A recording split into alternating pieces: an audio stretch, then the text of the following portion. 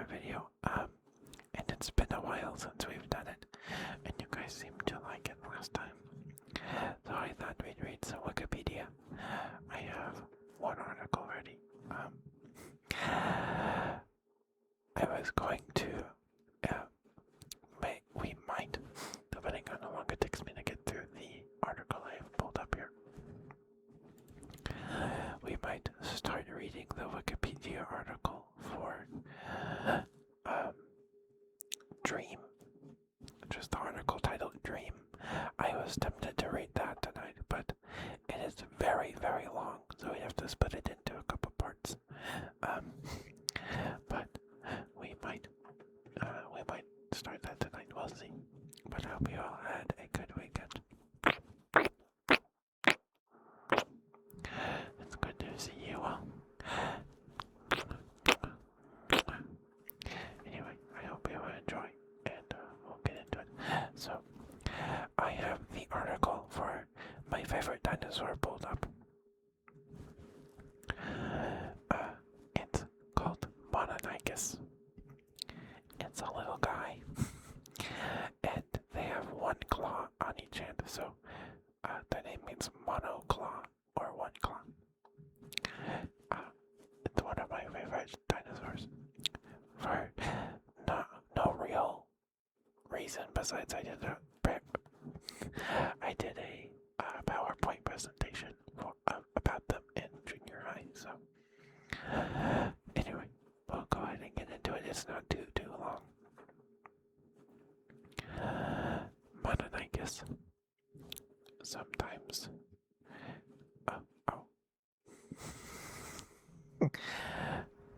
Mononychus, that's some different pronunciation guides there. Meaning one claw is a genus of Alvarezsaurid, something. It's pronounced something like that. Dinosaur that lived during the late Cretaceous in what is now Mongolia, specifically the Namgut Formation, about 70 million years ago. Mononychus was a very small theropod, estimated around 1 to 1.2 meters or 3.3 to 3.9 feet in length, with a weight of 3.5 kilograms or 7.7 pounds. As in Shuvuia, Mononychus likely developed a shaggy feathering. It was lightly built with long, thin legs and highly reduced, and specialized forelimbs that were likely used for foraging termite mounds or other insect colonies. History of discovery. Mononychus is represented by a single holotype specimen. Catalog number MPC-D 107/6, formerly IGM 107/6. It was collected in 1987 from the Bujantsov locality in the Namgut Formation, Gobi Desert. I'm so sorry if I mispronounce those words. I am so sorry. This specimen consists of a partial skeleton, lacking a tail and only small fragments of skull bones, including a complete brain case. Mononychus was originally named Mononychus.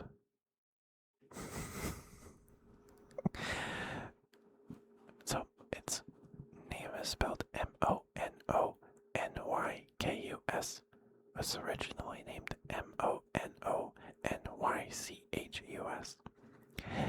in 1993, but later that year it was renamed because the original name had already been used for a beetle named by Johann Schwabel, a German entomologist.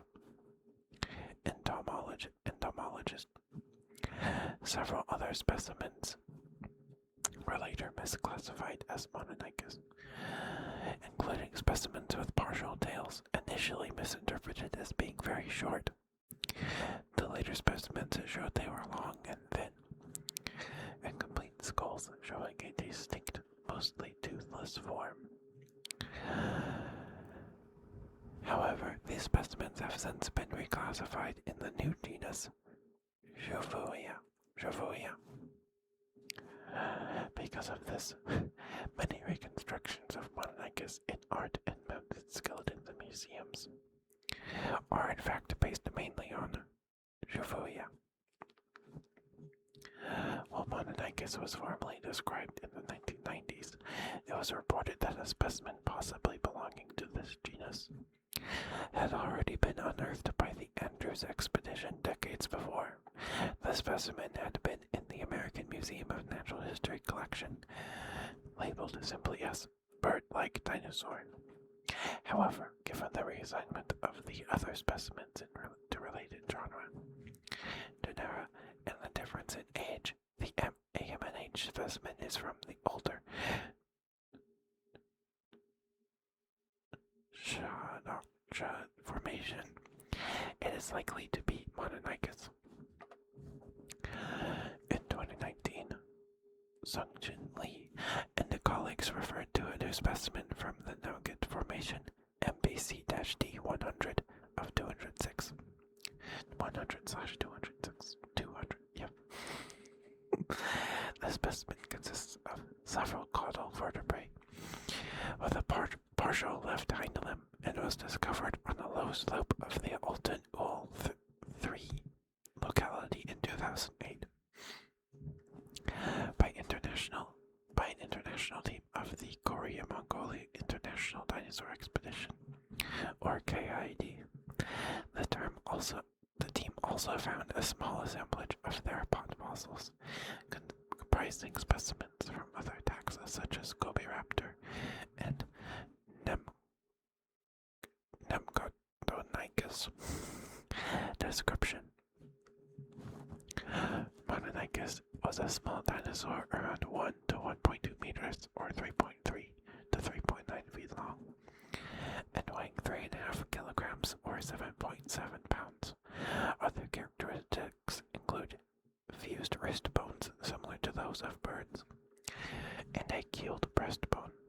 It differed from close relatives of Juvia and Parfrecursor in several details of its skeleton, including a pubic bone that is triangular in cross-section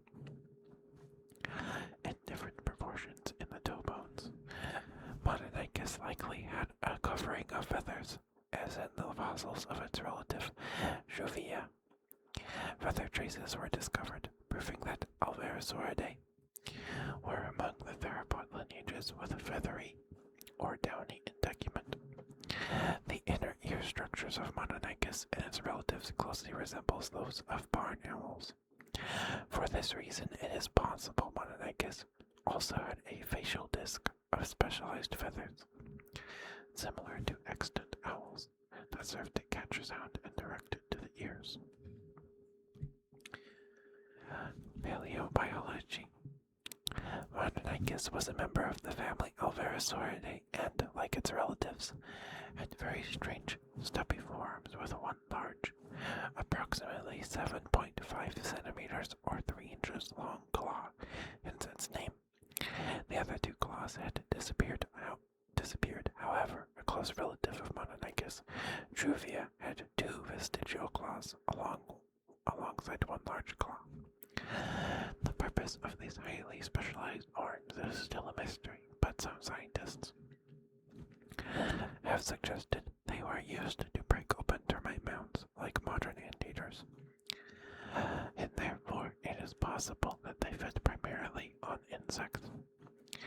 In a 2001 study conducted by Bruce Rothschild and other paleontologists, 15 foot bones referred to Mononychus were examined for signs of stress fracture, but none were found.